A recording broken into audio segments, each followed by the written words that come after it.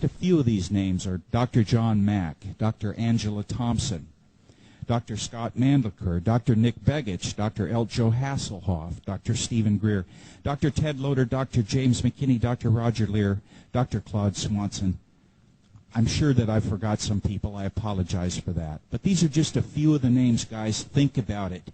Hard scientists, doctors that have come forward to speak and to tell us more truth about the subjects for which we're all looking for answers. Now we welcome Dr. Norman Bergrun. Now, you only have just like a thumbnail sketch of his scientific and academic achievement in your program. Guys, it's as long as both arms and both legs. It is. And yet, think about this. Dr. Norman Bergrun, we're welcoming him here today, but it's been almost 20 years ago that he published his book, The Rings of Saturn. 20 years ago, this great credentialed man of science actually risked everything to come forward to tell us some truth. 20 years ago almost. He was a pioneer, a great man. Ladies and gentlemen, please give your warmest possible welcome to Dr. Norman Bergrun.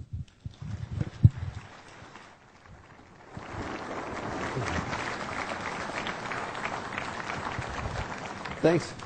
Thanks, Bob, for that wonderful introduction. And I have a little memento here that depicts how far we've come in 100 years.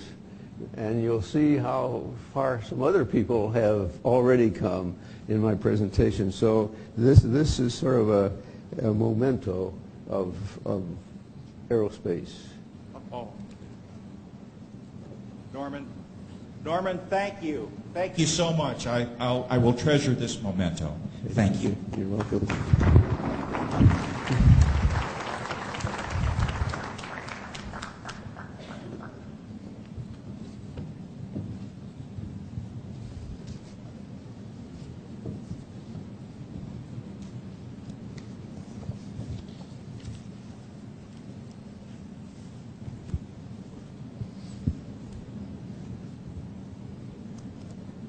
Are you ready for all of this now? Okay. I'm going to sort of brief you on what you might expect during the presentation so you have a feel of where this thing is going and so that you're not taken back completely by surprise during the presentation. Now the title of ET Intelligence, and I added a tagline that says the open secret. Well, I'm going to show you some vehicles. Now, vehicles is a generic term, and it can be applied to biotic kinds of things, or it can indeed apply to a craft. For example, you're a vehicle for something, and so that's what I mean by that term being very generic. Now I'm going to show you first a couple of vehicles that owe to my own personal sighting, and then some other instances will be cited using NASA images. And then I'm going to point out technological characteristics that of these vehicles that will be developed. They're advanced. Now this advanced technology is what gives the inference of intelligence in the high IQ range. Now, there are some events that occurred on the moon and around the moon, and these will be shown for Apollos 12, 13, and 14. And the open secret pertains to NASA images and data being open to the public. For example, Voyager and Hubble and other missions, they're available to the public on the web, but not enough images to disclose much of anything. You can't work with those images. And thereby, we've got a secret that is open. It's a secret staring you in the face, but there's no closure to it. Well, like some others that appeared before me, we're trying to get closure on that. Now, I'm supposed to have a slide thing here. Now that's my first slide that sets up a calibrate.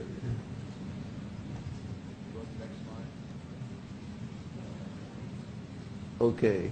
Now there's the title slide, and I've explained about the title, so we can move on. I don't know what happened to that one. There should be another one before that.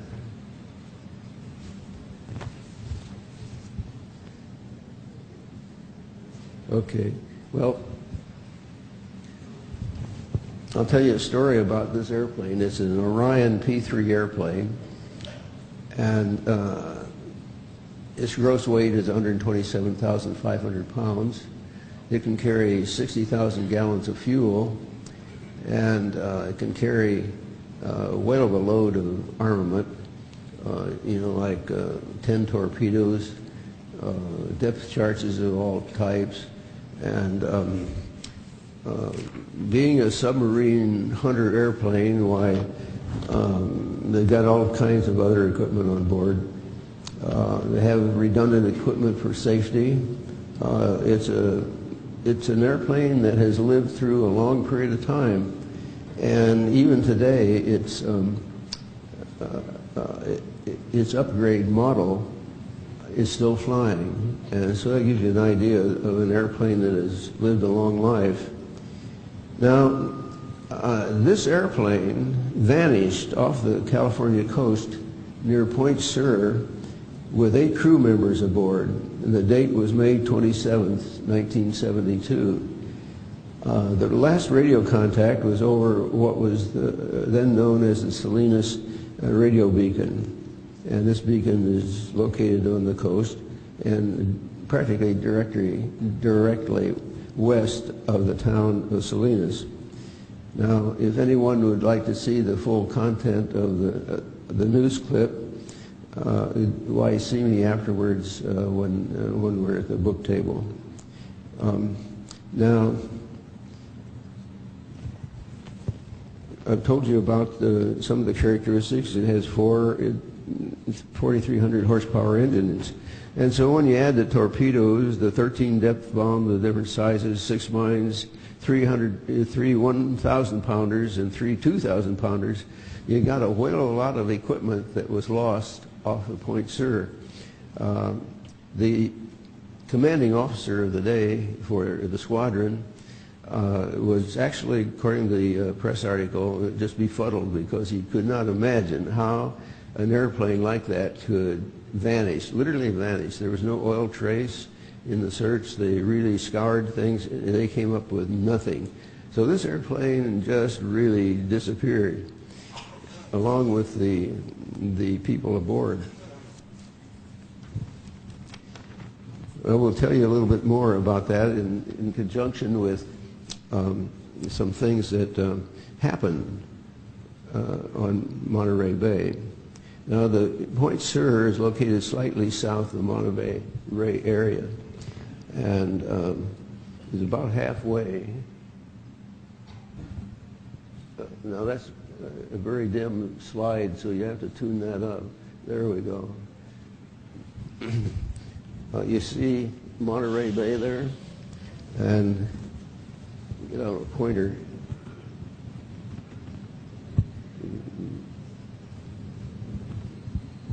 Okay, Pajara Dunes is about halfway down here, and Santa Cruz is up in here, and Monterey, of course, is down there in this corner right there. Monterey is down at the bottom corner, and Pajara Dunes, which is labeled, you can see quite clearly.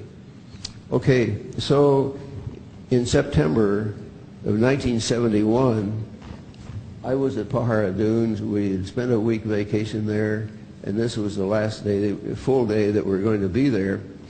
And I was laying flat on my back at Pajara Dunes looking up this way. And when I did that, why, I saw a bright, very bright light, intense light. And I thought at first it was a huge Navy helicopter crossing the bay. I'd seen those before, and I thought surely that was it. And the sun had been over my back, and so it was shining towards what would have been the windscreen of the airplane. But after a while, it became evident that no windscreen could produce the reflections that I was beginning to see. And so at this juncture, I ran and got a binocular and took a sighting on it. And what I found was, we have here a model.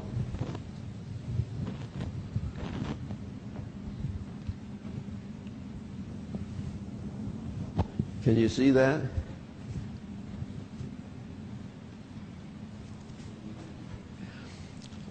The thing that I saw was a silvery vehicle that was long. Its diameter was maybe about 1/13 of its length. It had azure blue flames at each end, and it kept going through capabilities that it had. What happened next was that two flames, rod-like flames, shot out, indicated by these two elements. And then between those two elements was a black rod kind of thing. And when it reached the end of where the flame-like pair were, a huge, intense light was formed, like an arc light. Now, you probably are wondering what these are. First, let me tell you that underneath the nose there was flame-like characteristics too. I call that part a mustache for the vehicle. Now, the streamers, there were pairs of streamers, one from each side would come up and coalesce together. And there were a number of these, and I've shown 3 here with the model. The streamers were pinched plasma. That is, there's a ball of plasma that would come out. Plasma, there is 4 states of matter: solid, liquid, and gas, and plasma. And that means that it's gas at high temperature. So it would belch out a globule of plasma, and it would pinch down, and then another globule would move up. And so these globules would just move along here with a successive one being coming out from the vehicle. Okay, so that was the case. The interesting thing about these streamers were that they were a sickening chartreuse, that is a yellow-green. And that means that there was chlorine in that streamer. And this would be enough to upset our ozone layer, is to get some of that chlorine there. That's an easy way to do it. Okay, so I realized as the aft end was being covered over with a cloud-like character that I best go and try to take a picture before I lost all the picture over its full length. And that I did, and I was successful in getting one picture that, while it's all clouded up from here to about in here, still you can tell that there is a body in there, and you're going to see that. It took me a long while to figure that out, but because it was so hard to get out of the film that I had.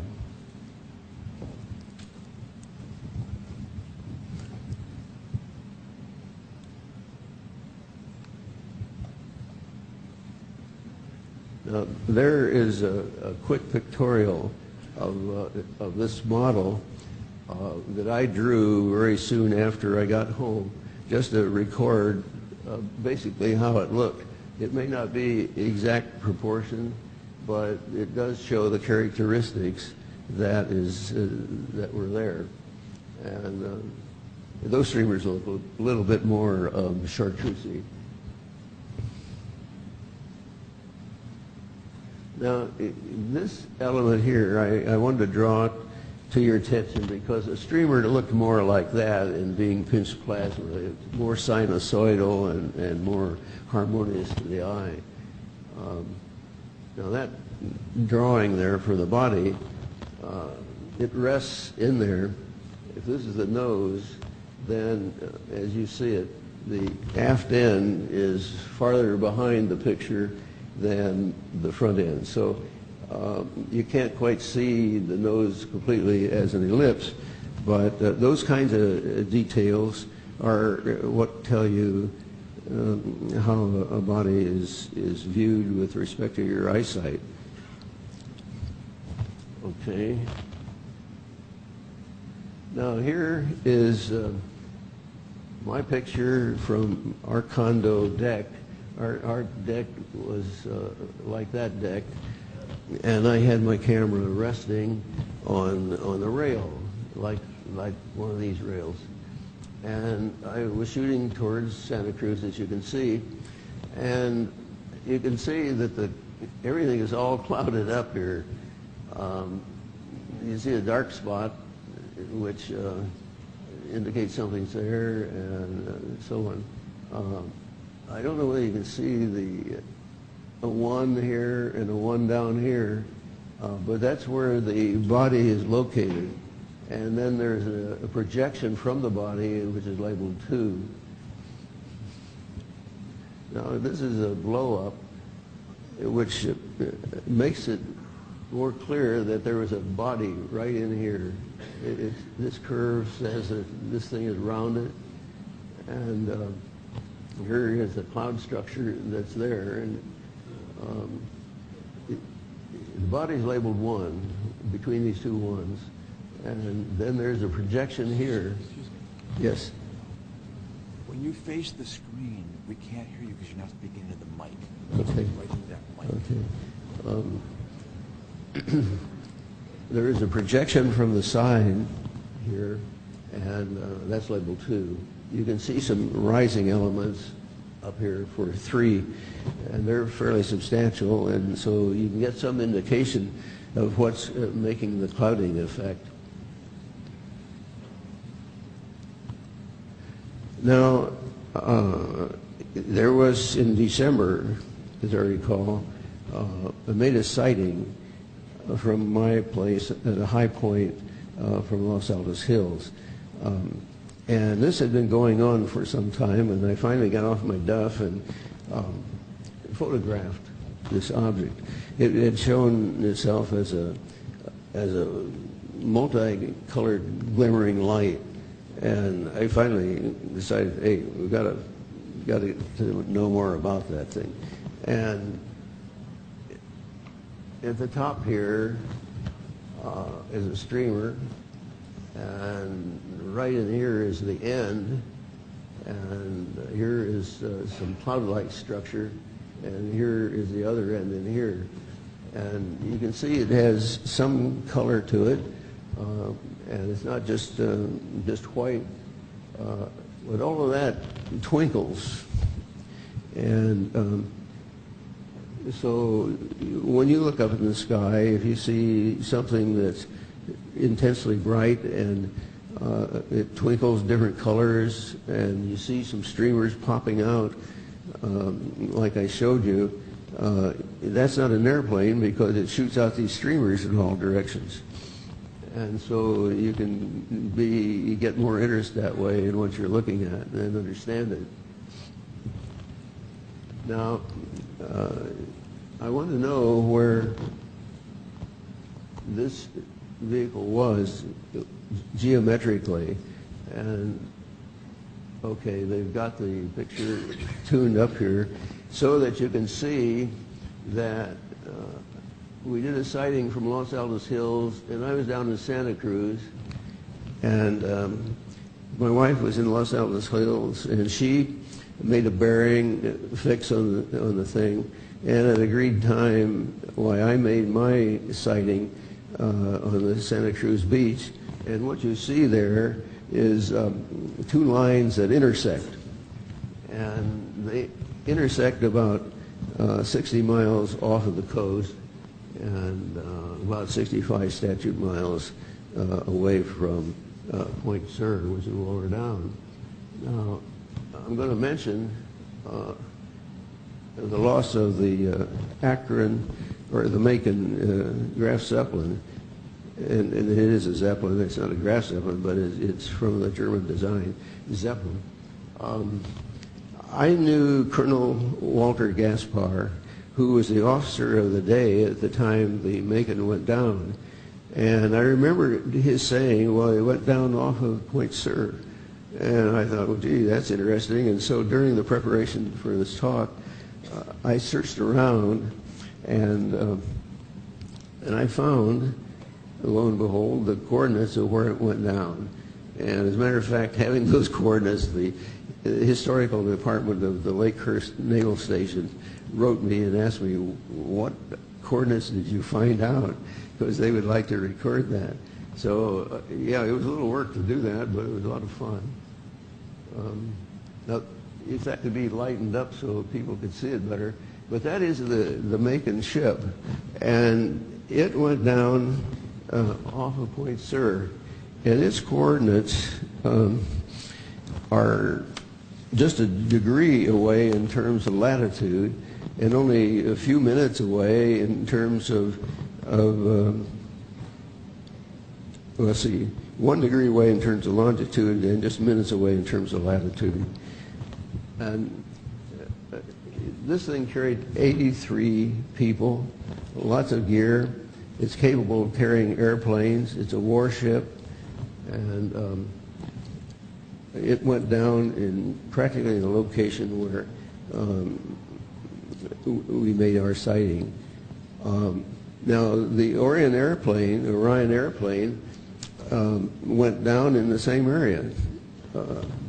So here we have a couple of warships that have gone down off of Point Sur. And I think the characteristic, the fact that there were capabilities, this thing could carry 4 airplanes, it begins to tell us something about what we can expect in terms of attitude from our extraterrestrial friends that obviously are out there. So, well, that's my own opinion. Maybe you won't disagree with me. I'm part of all of you trying to put pieces of a puzzle together, and I don't mean to try to belittle that in any way. It's another piece of the puzzle.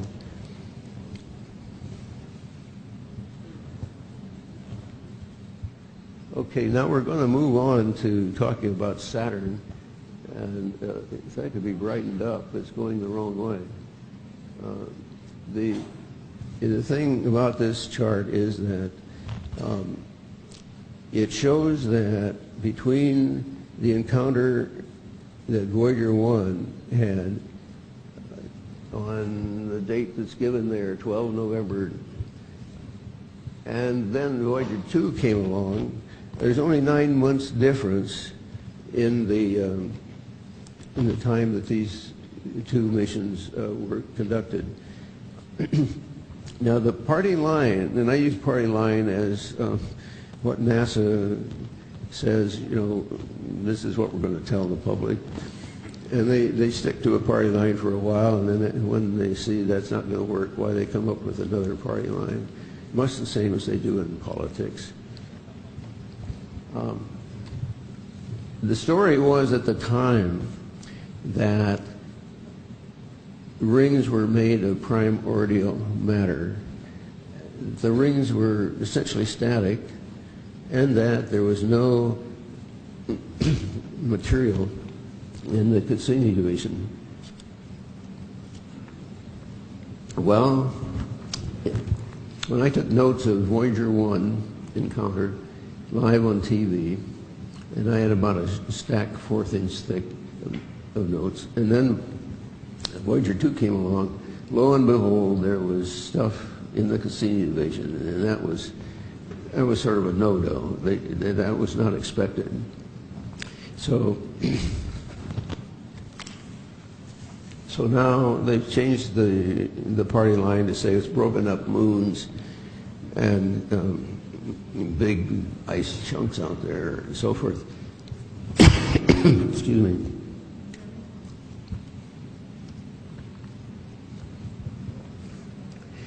Now, going on, I want to familiarize you with the names of the rings. Way out of the tip there is an A ring, an F ring, and you move in. That's a real tiny, insignificant ring. Then you move into the A ring, and then the A ring has a division in it called the Encke division. So, and that Encke division moves like from 25% away from the outer edge to about 25% away from the inner edge. So that Encke division can move around. Now, going on towards the B ring, before you get to the B ring, you find the Cassini division.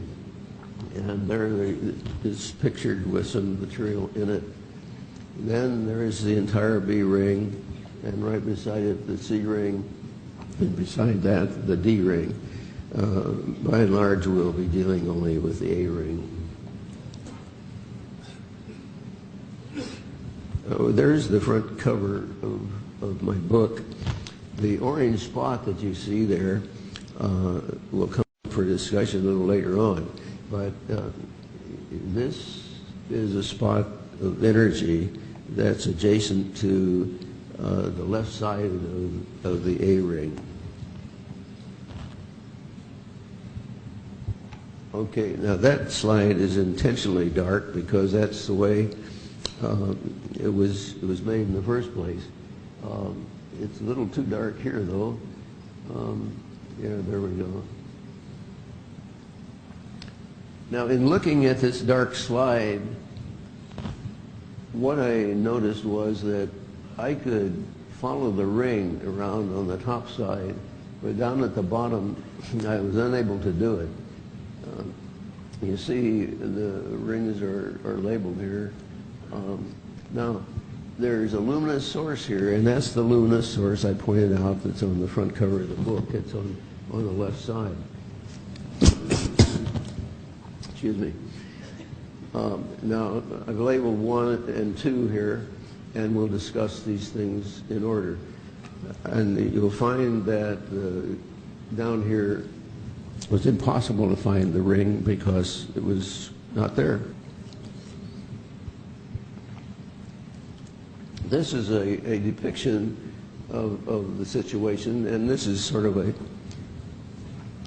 picture of size. The various rings are labeled on the left, and you see that 10 Earth diameters approximately, or the diameter of Saturn, and that the width of the total width of the ring system on one side is like 6 Earth diameters long. So that makes a total width of the system 22 Earth diameters, and that's a well of a large distance.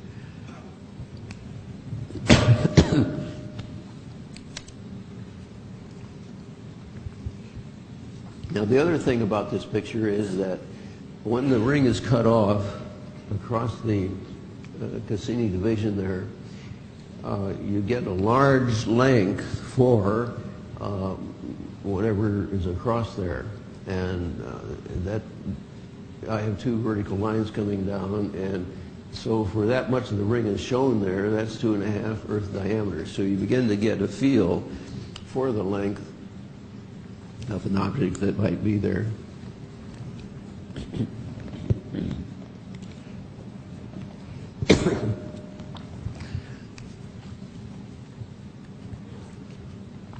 Now, there we go.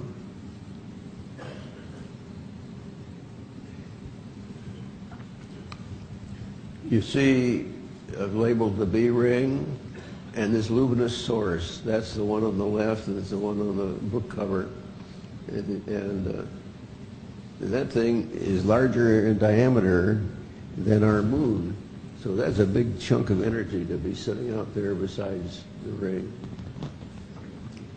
Now, when I first discovered that the ring was cut off, I was actually mystified. Excuse me. The mystery came from realizing that the ring was incomplete circularly. But it dawned on me that, hey, you know, this ring is not there radially either, because typically the ring width for the A ring should be something like four times the width of the Cassini division. And here we find that we're lucky if we get maybe 2, something of that nature. Well, that helped a lot, because now you know all of the A ring is not there, in addition to the ring not being completely circular. And so you know that something is going on.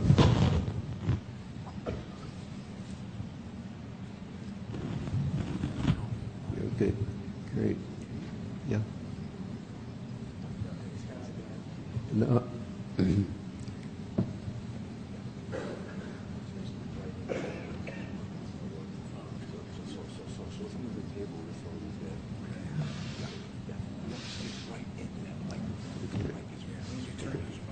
Okay, all right. Okay. All right, they got me lined up so that when I talk about these pictures, that it sounds much better, okay? So we got to thank our staff here. They're really right on the ball. I've been impressed with all their capabilities. Now, this long object that's in here is what terminates the ring. And when you examine it more in detail, you find that there's a little exhaust there and a little down in here. And here's a light source below it. And then there are some streamers that form here, these white things I call the streamers, and they go up into the ring. And you can see that there's a body of some sort there. And so, whoa, now I understand how the rings are made, inasmuch as there is nothing in the way of a ring beyond the end of the cylindrical body. That nails it down, that there's nothing further out other than what you see portrayed by the length of the body. Now, what I tried to do later on was to identify characteristics to say, well, what kind of body? And that turned out to be electrical. And so now you have a heads-up view of how that's going. Now, this slide I have presented because there has been a gent that has made up a story about this figure here, which I just showed you, that he did not believe that what I had was the right picture, but he submitted that this one was correct. Well, I've put some numbers up here. The first one here is one that says there's a light below the nose. You see, there's no light below this nose, and that wipes him out right there. Here is texture of the A-ring. The texture of that looks different than this.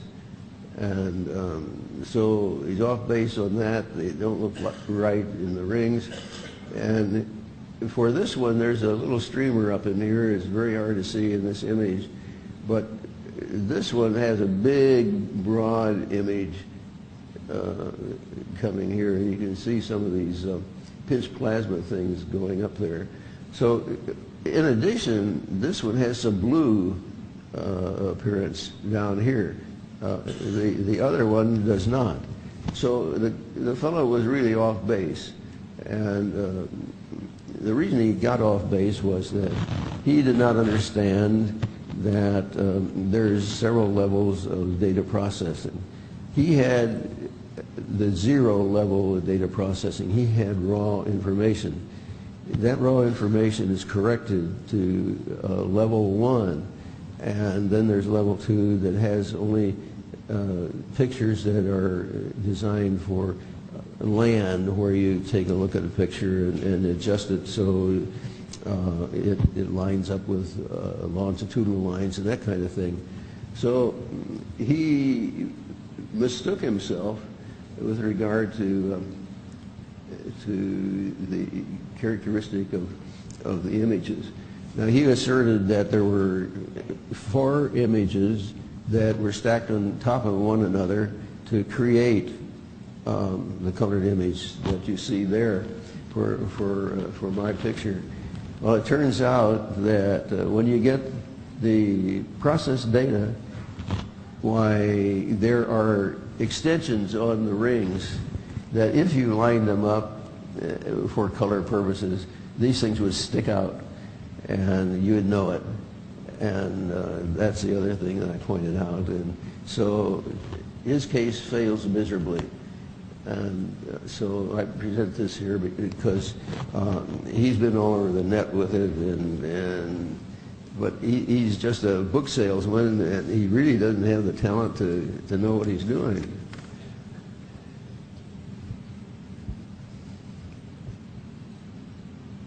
Okay, now we're going to the other side, and most everything's labeled there for you that you can see. You're acquainted now with the A ring and the B ring, the Cassini division, and that luminous source. Now here, the luminous source doesn't look orange because this image is one that is highly exposed in order to bring out these various features.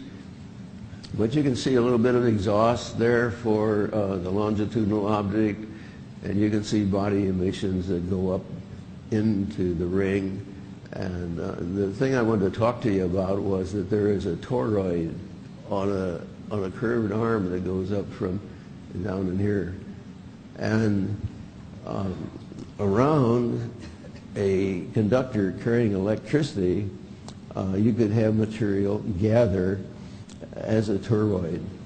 And that's because of the way the magnetic field exists around the conductor. Now, this is supposed to be an example of a conductor. It's a little blanked out. It's a little overexposed. There we go. There we go. I've taken a plane just across the conductor at right angles and given you the direction of the current flow. And under that setup, you get a concentric magnetic field around that conductor. And so you can think of that plane as being one element of a toroid, which is really a donut-shaped object. And so a number of little spaces to each side of this would contribute to making a donut shape or a toroid. And a number of those can be made all along the conductor. So now you're beginning to see that it has some electromagnetic characteristics. Okay, we're back to this, and why we are going back to this is that you see these streamers come up in here. Well, there's other action in here, and you can vaguely see it right here that go back. When streamers cross each other at right angles, you know darn well that there is an electrical field there. And I drew this to bring out that idea that I saw in those rings, so it's clear as to what I'm talking about.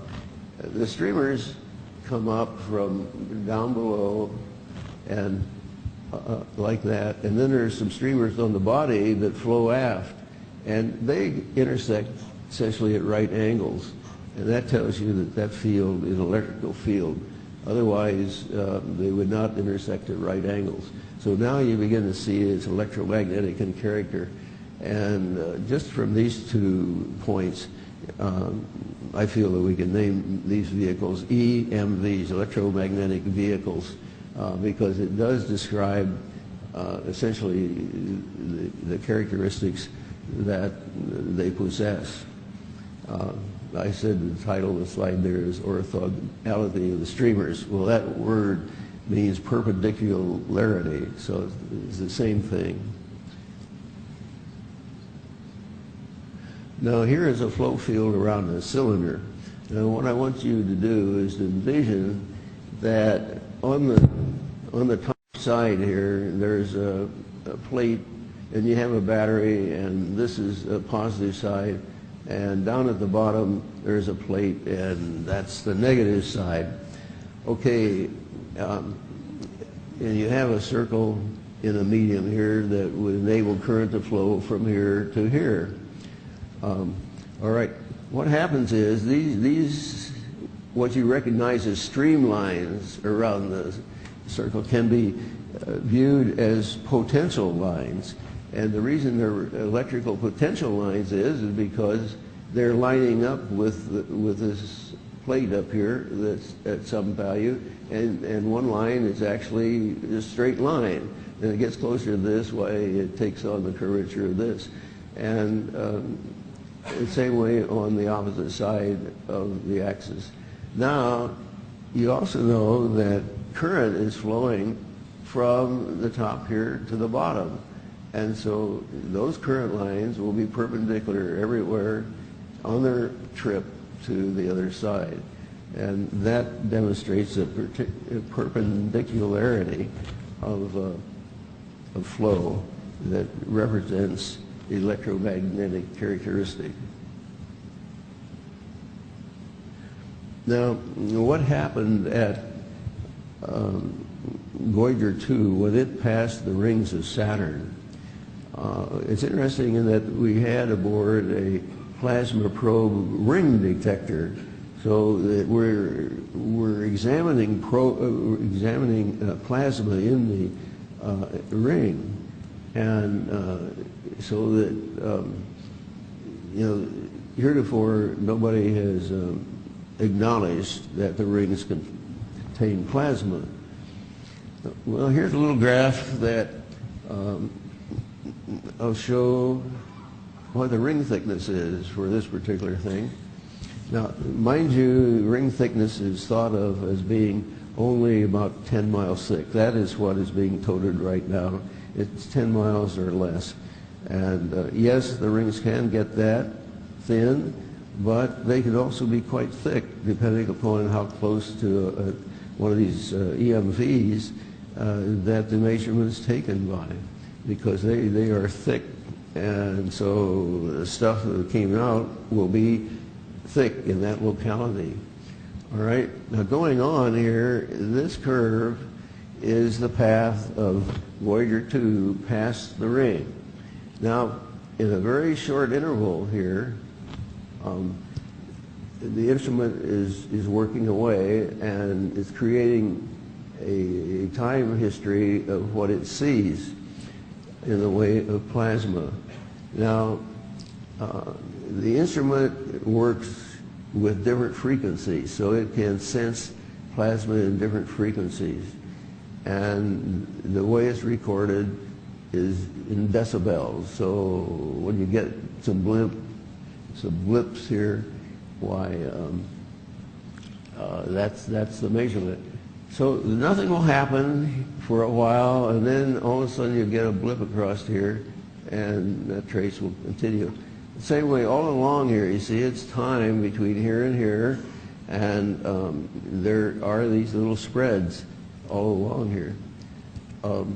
Now you can calculate the thickness of the ring by distance equals velocity times time. And you do know the velocity of the spacecraft, and you know the time because it's recorded. And so what you do is to take the little difference in time represented by a spread of one of these little normal distribution kinds of curves in there, and that will give you the ring thickness. Now you notice that on the left side, the length of those rises is greater than on the top side. Here it looks like very little. So this means that you're going to get a spread in the numbers that you assert are the thickness of the ring, and indeed you do. I got 435 to over 600 miles for that. Okay, that is a large distance, and this is the only sample that I know of that says that you can have really thick rings, and the reason is that there's an object in there, and this time they measured one fairly close to the object and got a fairly large number for thickness. Now, if it had been measured at another point, say well aft of a body that was in there, they wouldn't have seen a thick ring at all. It would have been like a contrail from an airplane. It would have faded off, and they would have got a much less value for the ring thickness. So when you talk to people about ring thickness, you can say, well, it can vary all over the place.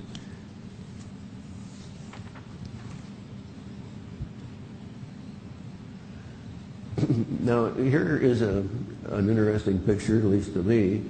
Before I published Ring Makers of Saturn, I went through astronomy literature to see if I couldn't find something that was similar to what I had, if that was all possible.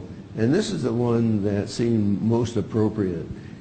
Here's a picture of Saturn, and it's labeled Passage of a Star. There were two astronomers, Knight and Ainslie, in Great Britain, and they were both astronomers but working at different laboratories.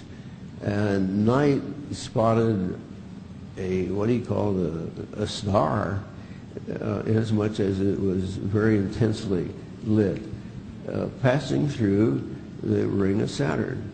And you see that the path it's on is also the same path where we found the clipped ring for Saturn in what I've showed you before. So this is why it struck me as being a very applicable kind of thing. And Knight followed that along into the Cassini division, and that's about where Ainslie picked it up, because it was such a clear spot to be in. He could see it, and he could see it. And both gents, when they got together afterwards, composed a composite picture there. You see that it was on a straight line course going through the Cassini division and out. Now, Knight said that, gee, this thing really ate its way right through the ring with no problem. And he was really amazed. And as a matter of fact, this is one of the famous, you might say, accomplishments of the time. It was felt that it was proven by this that there was nothing in the A ring. Well, that may have been true once, but that's no longer true, as you know, because we see stuff in the Cassini division.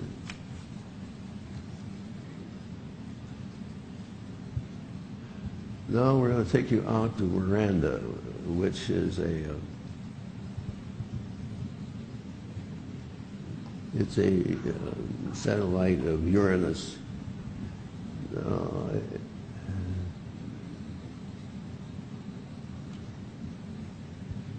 You've lost me on this one. Doesn't look like. It needs to be lightened up a little bit.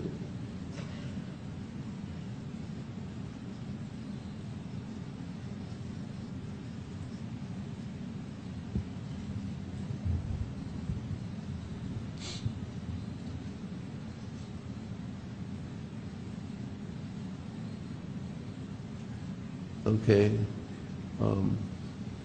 this looks completely different from anything I have seen in this picture. But anyway, we'll go through it. My original thought was that this object right here was a part of a continuous object that goes through here. Actually, what it looks like, the object is here and goes way down through here. So I have to change my mind about the way this picture looks. But nevertheless, this looks like a short EMV right through here. and there's a streamer that rises right up there, and then there's, this would be the end. You can see it's sort of circular in character, and it has a protrusion down below it, and that is characteristic of the kind of thing that I saw at Pahara Dunes. And then there is projection material out here, and that too is characteristic of one of these EMVs. Now it looks like that in fact there are, in the way they got them loaded up here, that there is another object right in here, and that it has a lateral protrusion way out here, and there is emission from it. The thing that I think is so significant about this picture is that these elements right down here at the bottom, they're thin little things labeled 8 and 9. I call them energy rolls because obviously these EMVs can use something, and they carry along with them so that they can make any kind of form that they want. And so to me, these elements along here are stores, such as like a fighter airplane carries torpedoes and so forth. They call that stores. And now, with those in position there, you see they've controlled all the emissions that have come out of that area. They've done it deliberately, and underneath there, why, they probably have something that we'd like to know about. So it shows that they're capable of managing their image look. And now that they're electromagnetic, that means that they can do this to make any shape they want, an infinite number of shapes. And so what you find is that in being an infinite number of shapes, you can't, you think you're seeing things that are different from time to time. Well, in a way that's true, but it's all coming from one kind of unit, and it just has varying things that it can do, and so these varying things can look different, so that you lose the significant idea that there is one basic thing that's showing all these peculiar things.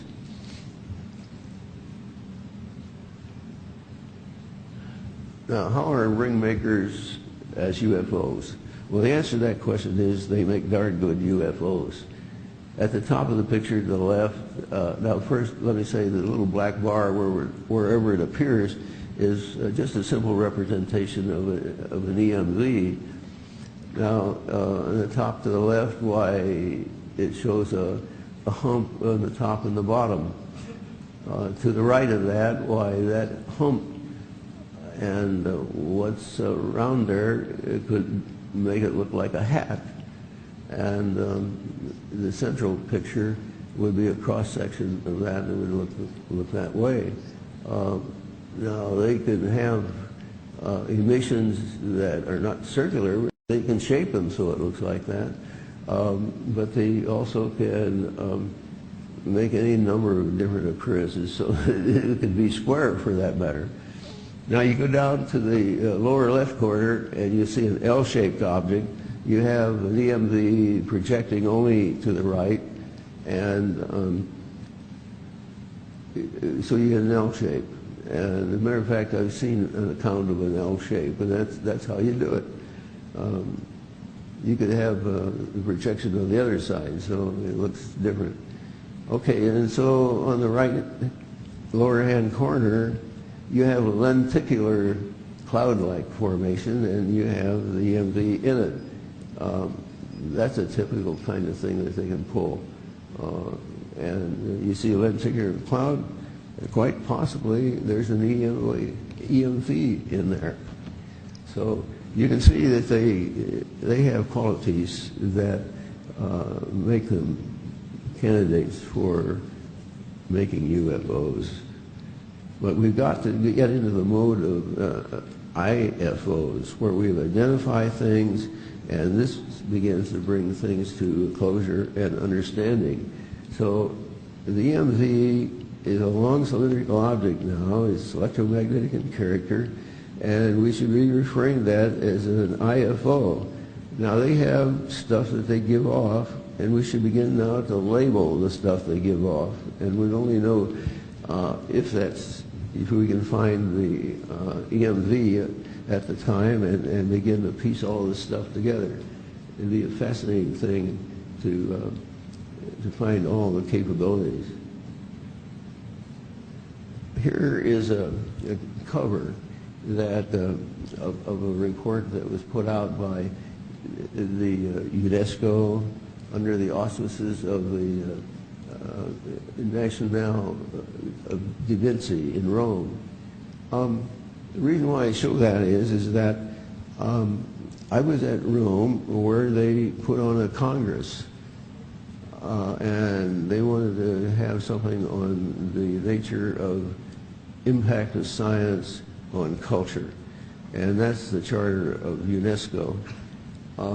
So I chose the idea that weather was a common thing, and I had already decided that our weather could be messed up with the presence of these things because of these plasma streamers and so forth.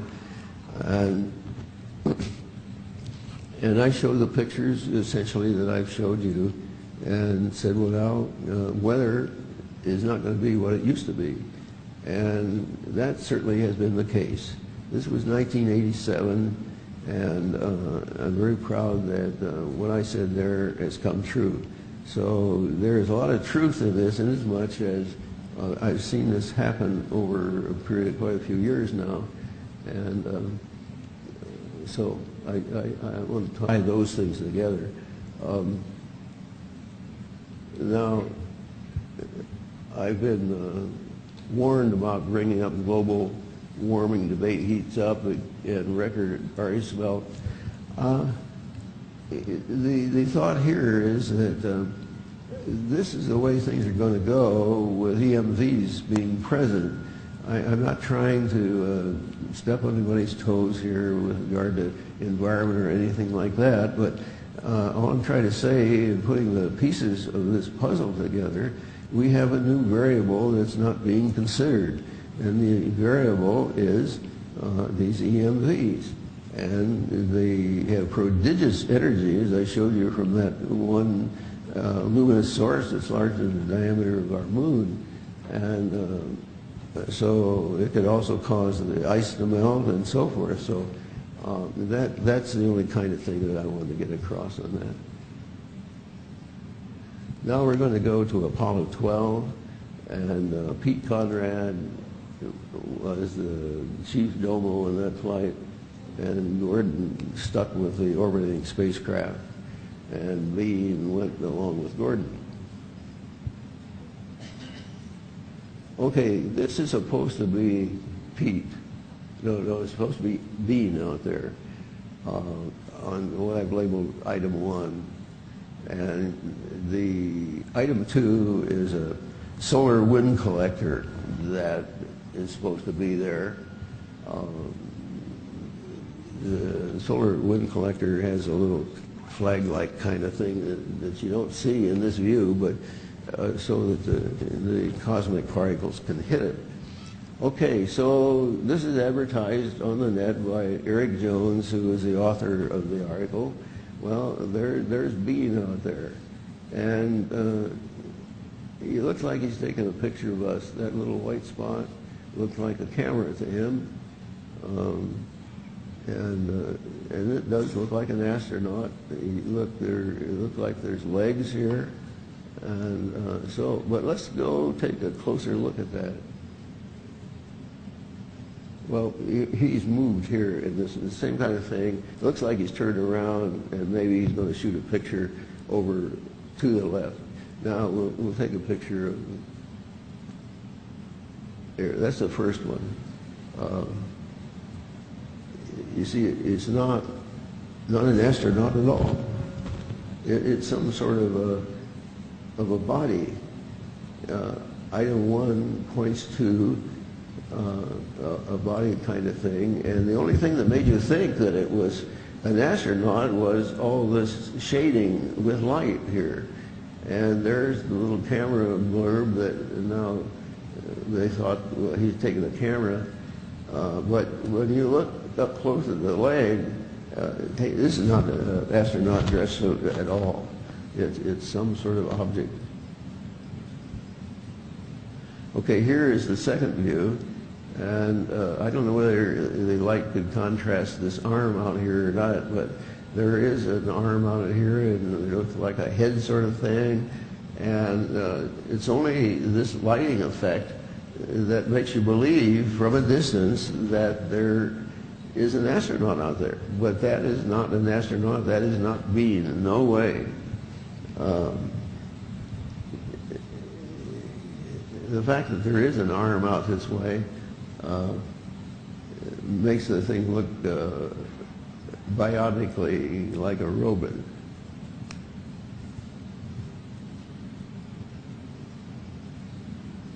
I don't know what. Okay. Now, this is supposed to be Pete Conrad. You know, the commanding officer always puts up the flag, and so the thought of Greg Jones was, and of course, that is Pete Conrad there. He's fixing the flag like all commanders do when they land on Apollo. Now, I've drawn in two arrows that are split. I just labeled them one because I want to focus your attention to the area between those two arrowheads. And what I'm going to do is to present the next picture where you can tell where the tip of the flag is, and then we work down lower from there, just to keep you with the picture.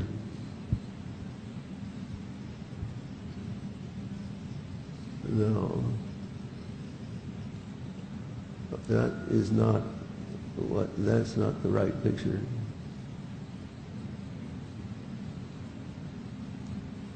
We're going all the way down. The one that I told you was there was changed color to the point of it not being recognizable. This is on Pete, so-called Pete, abdomen on the left side. And arrow one points to an edge of sort of a crater-like object in that dark area. That dark area two is, well, first the two is a protrusion out of the dark area, which is sort of like a cavity. And then the three points to some material that goes down to the ground or the surface of the moon. And so this growth that you see here is a huge thing. It goes to the moon. You can see how it goes up north up here. If that's Pete, he didn't live. But we know that he came back. And so, again, we have a situation where we thought we saw an astronaut, but it was not an astronaut. It was something else.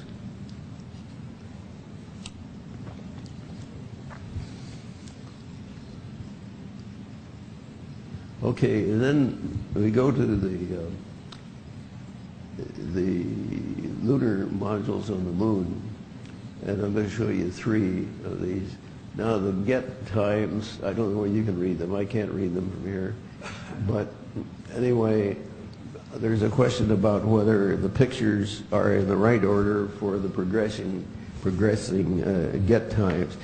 Get means a ground elapsed time. That is, since they blasted off, that's how many hours, minutes and seconds that they have been away from the ground.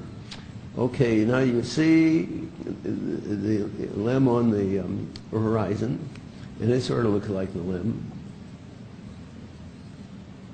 And 3 points it out again, but in the foreground, why down here low is the color calibrator for color processing the pictures, and it's called a NOMI. And then there's the mobile transporter, which is sort of like a wheelbarrow on this flight, on this mission to carry stuff around. It was a sort of an awkward thing. But anyway, our interest is out there on the horizon.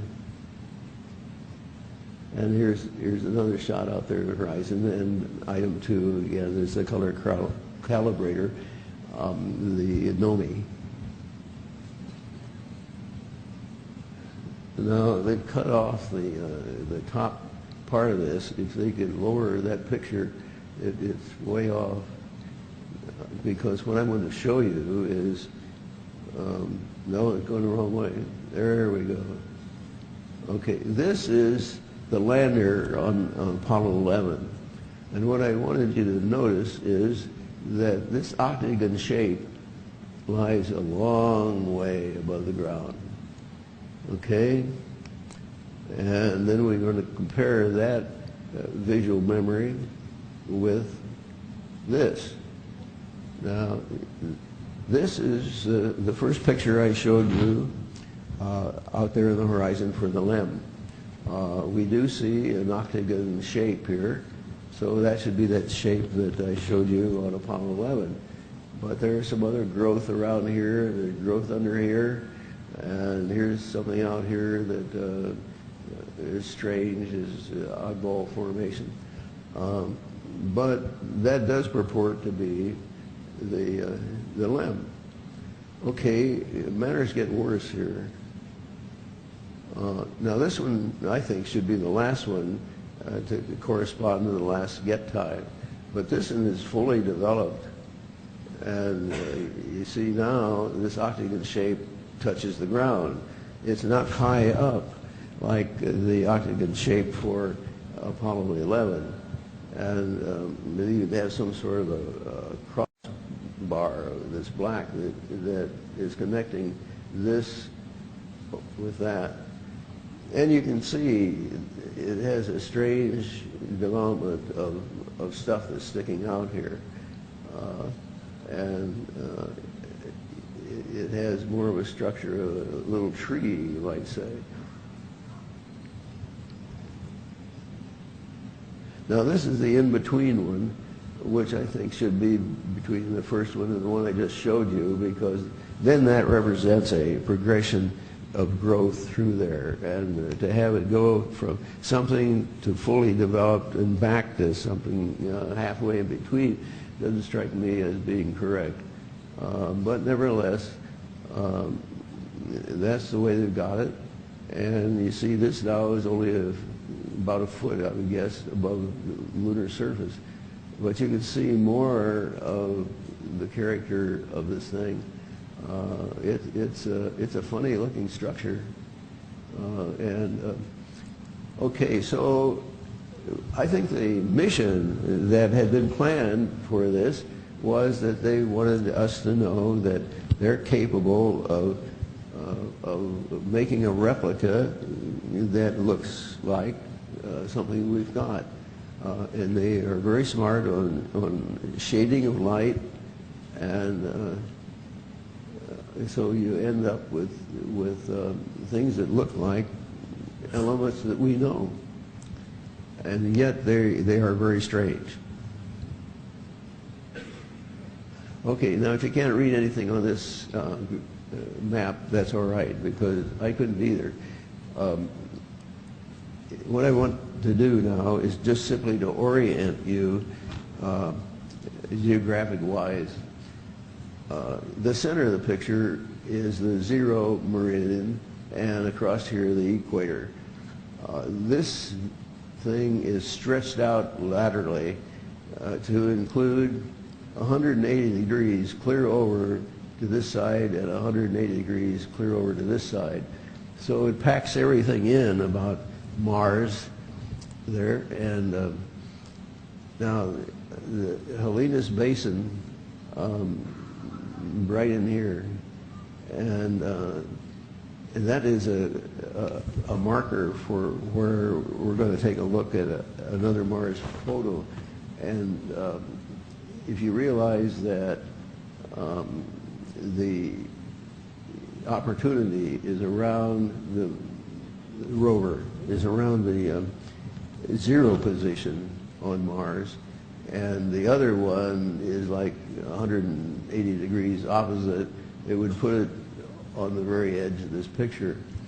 And so I wanted to get that concept of where you are, so that if the rover or Spirit were on Mars when the next picture was taken, they would have got inundated, particularly Spirit.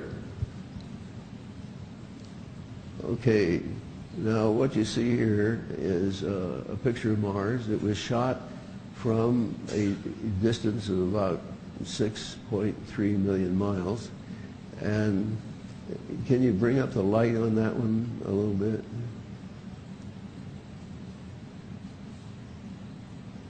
Yeah.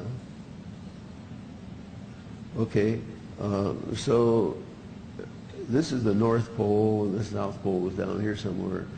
But you see, there's strange growth through here, and you begin to wonder just what that is. And so going on,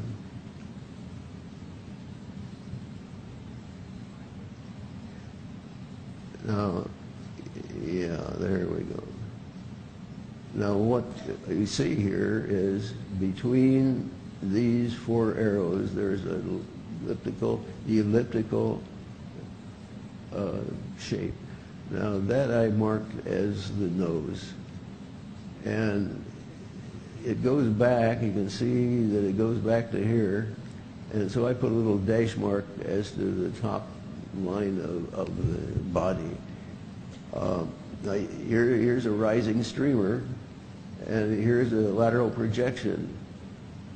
And so what we got there, a basis of what we know are characteristics of an EMV. We got an EMV right in that area.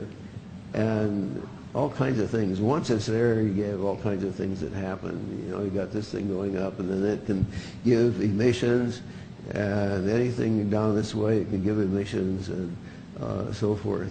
And you can see that there's a lot of structure impacting here. And it looks like even that not all of Mars is there. Okay, so in lining up with respect to this picture, NASA says this is Hellas Basin, which is what I just showed you on that other map where it was located. And so now you're looking over to the right from Hellas Basin, and 180 degrees away would put you up in here, and that would be about where Spirit would be. And were Spirit there under these circumstances, it certainly would not have lasted very long. And so it's not too surprising to find that our rovers are in trouble. Now here's a photograph of the moon taken during the Apollo 13 mission. How do you like that? What is going on here is that there's an object up in here, and it's putting out some, well, this is sort of like a laser light streamer. And this is a big member. If you look closely up in here, you can see that it's connected to a body. And it goes down into here and puts out something you can see right in here that's pretty husky. And now what I found out in working this up, that when you have something like this adjacent to the moon, it is definitely affected. And there's a crossbar down here that's light. This thing comes, the projection from up top side comes down into here, and then there's an offshoot from there. And so this part of the moon is affected, so that you have a right angle area on the moon that is definitely affected by the presence of one of these EMVs. So you see, the moon is not a very hospitable place. It's actually hostile, and to be there, you're going to be exposed to some things I think that you don't want to be exposed to. Now, I put this in is to sort of make you realize, if you will, where we are. Over to the left is a Wright Flyer, and over to the right is a jet airplane, a symbolic airplane. These are kites, and I flew the kites, and I challenged myself to get them both up there side by side, and that's what happened here. And so we all know what the Wright Flyer looked like and its capabilities, and we know what a jet fighter can do, but we got something that is way, way beyond the jet fighter capability. Okay, now we're going to go into the concept of civilizations. There is a gent in the Soviet Union, and he's now in Russia, of course, and I believe it's the same one in this paper I read when I was doing foreign technology work. His name is Kardashev, Nikolai Kardashev. He proposed, what I saw in the paper, he originally proposed that societal IQ is proportional to the amount of energy that you can successfully manage. In other words, if you could manage nuclear power successfully, and you had been not doing that, you had stepped up to that, why your IQ just went up. And since that time, why there is a fellow, Kaku, a physicist, who locked onto some of on some of the work of Nikolai, and Nikolai has stated that okay, there's a type 1 situation of civilization, a type 2 civilization, and a type 3, and of course there's a type 0, and that's what we are. And so we're going to define this. Now, a type 1 situation is where a society can manage all the resources on Earth. And here's a picture of Earth, and you have storms and weather. You're supposed to manage all of that to be entitled to be called a class or a type 1 society. Now, if you're a type 2 society, then you've got to be able to show that you can manage all the resources of the sun. How do you like that? Now, that projection up at the top shows that it's a huge thing. I think I calculated like 80 diameters, something like that, Earth diameters. And it even looks like, in the way they've got it presented here, that there's a big object in here. So it'll be interesting that to find that we have the sun made up of something else other than just a nuclear fusion pod.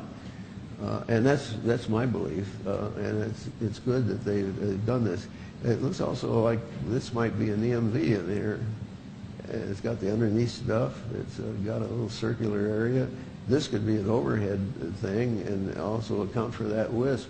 So it looks like the sun is not what we think it should be. And I am grateful for their color tuning of that to bring that element out. Okay, so now the sun is a situation where the type 2s manage all of that energy, okay? And then you go to type 3, and a type 3 civilization is supposed to be able to manage all the resources of a galaxy. And, you know, that's quite a jump. It's quite a step forward, but that's the way Nikolai Kardashev has defined this. And when you consider that the distance across a galaxy, then that's our galaxy, the Milky Way, 100,000 light years. Hey, that's a big area to travel in. How would you like to be managing something that was 100,000 years across?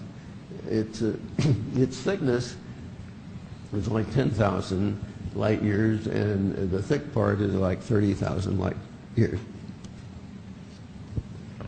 Okay, going on. Okay, here is my graph of what I call the physicist's playground. Now, down at the bottom here, what we've got, well, first let me explain the overall thing. I put into perspective type 1 situation, type 2, type 3, and give an indication of where Earth fits into this pattern. Okay, now you've got sort of the overall view. Now let's look at what the various things represent. Along the bottom of this is records all the visible energy that the universe provided, and that large number is here. And that energy was provided at the beginning of time. So this line is really the beginning of time. Okay? Now on the vertical axis, what you have is these types of civilizations. You see 0, 1, 2, 3, 4, etc. And if you can think also that those numbers are figures of merit or identifying numbers for the level of their IQ, it's all the same thing. It's that the civilization type is discrete. And it's discrete because they tie the energy that you're to control to those three different types of objects that I've told you about. And so those energies, like for Saturn, it's right down here, and for the Sun, it's right there. So Saturn and the Sun are very close, and so Saturn really is justified in being a type 2, called a type 2. Okay, so Earth down here, is it a type 1? Well, no, not quite. We only manage energy that's at the 7/10 level. I would say we are about a 7/10 type of situation on this, to put graduate marks on that scale. Okay, so you have the Milky Way, and sure enough, the energy of that falls right there. So in checking the energy for these 3 points, they fell in a straight line in a plot like this. And that made me feel very happy, because when you have 3 points in a straight line, it makes it easy to extrapolate. And so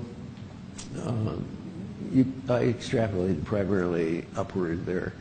And the dashed line is the extrapolation, and it ends up on the beginning of timeline at about 6.5. So if you're to manage all the energy in the universe, you'd have to be a civilization of about 6.5 caliber. Now the question arose as to where God is in this picture. And the question arises, does he have infinite intelligence, or is it something less than infinity? Okay, so the curve is broken up here, and at the top there's infinity. I consider this top corner where the horizontal line that comes across and the beginning of time would intersect, that little intersection, I call that God's corner.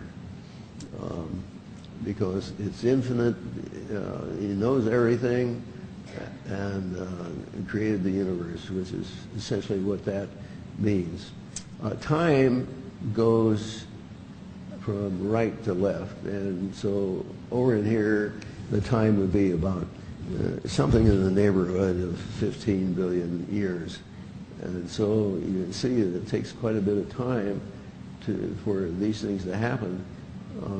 Just the vertical separation between Earth and where we are now in terms of of producing energy, that represents quite a span of years. And so it also gives you some idea that we're not going to get very far very fast unless we really wanted to do it. So now I want to try to give you a little flavor of physicist thinking. And I got intrigued with Kaku's presentation. Now, it turns out that the starting point for Einstein's work was really the Pythagoras theory. And probably most of you know what that is. Namely, if you have a right triangle up here, you take the side here and make a square out of it.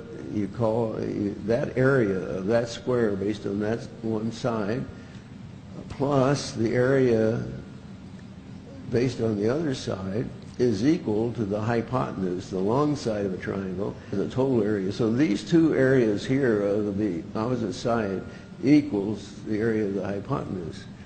Okay, so you can just say that 8 squared then is equal to y squared and x squared plus. Okay, now the big point of that is only that it's 2 dimensions there. X and y are just 2 dimensions. And it's a planar kind of approach. Okay, so now how do you bring this up into 10 dimensions? And we'll show you how it's being done. Okay, here is a 3-dimensional case. And so you do the same thing. You get x, y, and z for the difference. And you add those all together, and you get the length of that long line extending from one corner to the furthest opposite corner. And so that's the relationship that is there. Now, if you want to go to 4 dimensions like Einstein did, well, you simply throw in another term. And in this case, it was t squared. And so now he has 4 dimensions. He doesn't know whether physically or not it means anything, but he's got 4 dimensions. And so since he doesn't know what to call the resultant, he just calls it space-time, because you don't know what that resultant is all about. Now, if you want to go to 10 dimensions, I tried to make up a quick way to do that, but what it means is you have 10 terms, and each of them are squared terms, and you can substitute all other kinds of equations in each of the 10 terms, but you set it up so it's 10-dimensional, and that's what the physicists believe that they're doing now. I'd like to hark back to say that for the Type 2 civilization, Bob Dean tweaked me on that kind of situation, and I agree on his statement that there is in existence Type 2 civilization. Maybe it's even a Type 3, according to what we saw there with the sun. So there is very great high intelligence kicking around in the universe. Now, it's a question of whether the physicists can come up with a theory of everything.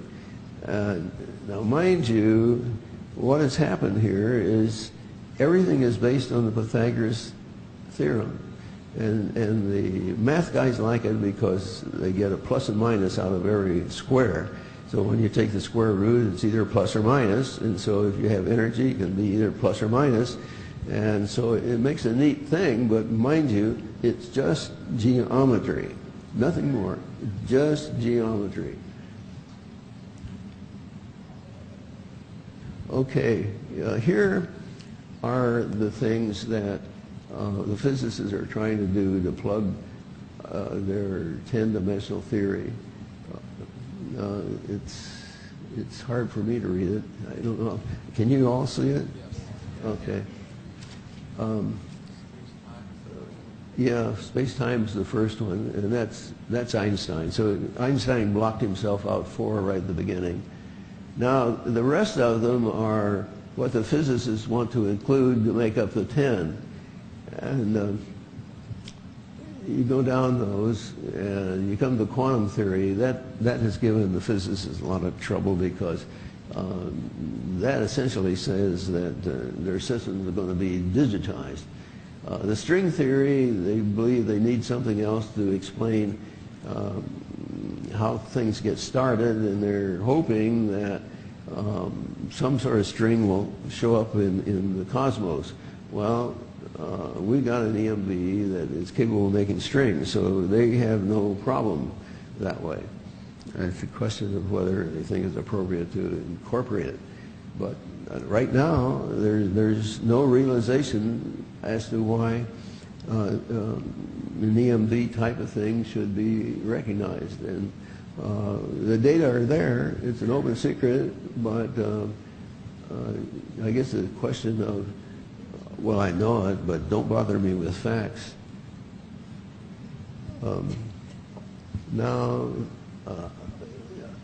this thing is a little too high, but these are acknowledgments, and it's hard for me to read it. You have 2 minutes. Okay. All right, you can go through those and you see it. And all right, there are 3 women that are omitted from this, and I want to give them credit. One is my wife, who spent a lot of lonesome hours while I've been trying to put a lot of this stuff together. Another is Judy Donnelly in Washington, D.C., who was my first president of the California Civil Engineers Society. And this was an education foundation, and she became president of the Education Foundation. And the third is Casey Dawkins, Marilyn Casey Dawkins, who has had a touch of her in most everything that I've presented. Okay, take-home thoughts. I hope you can read that. And we're running out of time. Okay, a closing thought by Stephen Hawking. He's claiming here that the only one would be if we can figure out something for everything, theory for everything, and then we'd know the mind to God. I think that's a little overstatement, but that's in the right direction. And here's my idea of where we are. We have a little rover here looking under Adirondack, but in the meantime, why, we got this huge EMV in the background with a laser pointing down to the surface. And I think that's about contrasts the technology. Okay, lights. We're all through.